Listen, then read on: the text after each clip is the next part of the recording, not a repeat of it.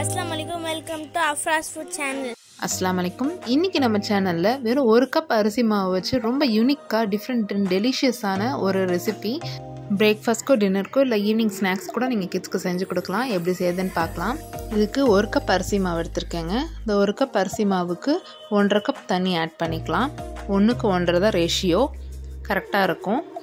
இப்போது நம்ம ஒரு சாஸ்பேனில் ஊற்றி கொஞ்சமாக இதுக்கு உப்பு ஆட் பண்ணி அடுப்பில் வச்சுருக்கலாம். ரோலிங் பாயில் ஆகட்டும்.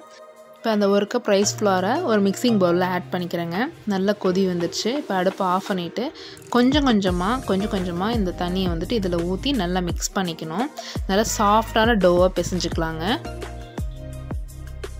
இதில் ஒரு டேபிள் ஸ்பூன் தேங்காய் எண்ணெயை ஊற்றி நம்ம இந்த மாதிரி சாஃப்டாக பிசைஞ்சு வச்சுக்கலாம். குட்டி குட்டி பால்ஸாக நம்ம உருட்டிக்கலாம்.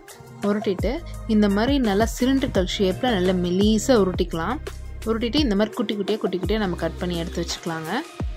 இந்த மாதிரி ஃபுல்லாக எல்லாத்தையும் எடுத்தாச்சு. இதை வந்துட்டு ஸ்டீம் பண்ணி எடுத்துக்கலாங்க.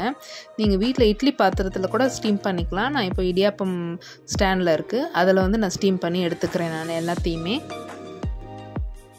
இதை ஒரு 7 மினிட்ஸ் நல்லா ஸ்டீம் பண்ணி எடுத்துக்கலாம். அதுக்குள்ளார ஒரு 2 வெங்காயத்தை நல்லா ஃபைன் சாப் பண்ணிக்கிறேன். கூடவே 3 தக்காளியும் ஃபைன் சாப் பண்ணி எடுத்துக்கலாம். இப்போது ஸ்டீம் பண்ணுறதுக்கு ரெடியாக வச்சாச்சு. கடாயில் கொஞ்சமாக எண்ணெய் ஊற்றி நம்ம கட் பண்ணி வச்சுருக்க ஃபைன் சாப் பண்ணி வச்சுருக்க வெங்காயத்தை ஆட் பண்ணிக்கலாங்க. நல்லா கண்ணாடி பதம் வர வரைக்கும் இந்த மாதிரி சாட்டே பண்ணிவிட்டு ஒரு 1.5 டீஸ்பூன் இஞ்சி பூண்டு பேஸ்ட் ஆட் பண்ணிக்கலாம். ஆட் பண்ணிவிட்டு அதோட பச்சை வாசனை போகிற வரைக்கும் நல்லா வதக்கிட்டு நம்ம ஃபைன் சாப் பண்ணி வச்சுருக்க தக்காளி நல்லா போட்டு வதக்கி இதில் 3/4 டீஸ்பூன் கரம் மசாலா, தேவையான அளவுக்கு சால்ட் ஆட் பண்ணிக்கலாம். இது கூட ஹோம் மேட் மீன் சட்னி சாட் ஐட்டம்ஸ் யூஸ் பண்ணுறதுக்காக வந்துட்டு நான் செஞ்சு வச்சுருந்தேன் வீட்டில். அது ஒரு டேபிள் ஸ்பூன் ஆட் பண்ணிக்கிறேங்க. இது ஒரு நல்ல ஃப்ளேவர் கொடுக்கும். இப்போ நம்ம ஸ்டீம் பண்ணி எடுத்தாச்சு பாருங்கள். இந்த ஸ்டீம் பண்ணி எடுத்த எல்லா இந்த திக்ரீஸும் நம்ம இதுலேருந்து ஆட் பண்ணிக்கலாம். மசாலாஸ்லாம் ஆட் பண்ணிவிட்டு நல்லா ஃபுல்லாக எல்லா பக்கமும் கோட் ஆகிற மாதிரி நல்லா பரட்டி விட்டுக்கலாம். அவ்வளோதாங்க, நம்மளோட திக்டி ஃப்ரை ரெடி ஆயிடுச்சு.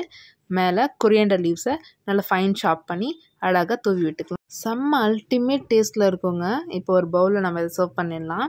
கண்டிப்பாக இதை நீங்கள் வீட்டில் ட்ரை பண்ணி பாருங்கள். ட்ரை பண்ணி எப்படி வந்துச்சுன்னு சொல்லிட்டு மறக்காமல் எங்களுக்கு கமெண்ட் பண்ணுங்கள். ஈவினிங் ஸ்நாக்ஸாக செஞ்சு கொடுத்தாலும் சரி, இல்லை பிரேக்ஃபாஸ்ட் டின்னராக கொடுத்தாலும் சரி, ரொம்பவே விரும்பி சாப்பிடுவாங்க. கண்டிப்பாக இதை ட்ரை பண்ணி பாருங்கள். இந்த வீடியோ உங்களுக்கு பிடிச்சிருந்துச்சுன்னா லைக் பண்ணுங்கள், ஷேர் பண்ணுங்கள், கமெண்ட் பண்ணுங்கள்.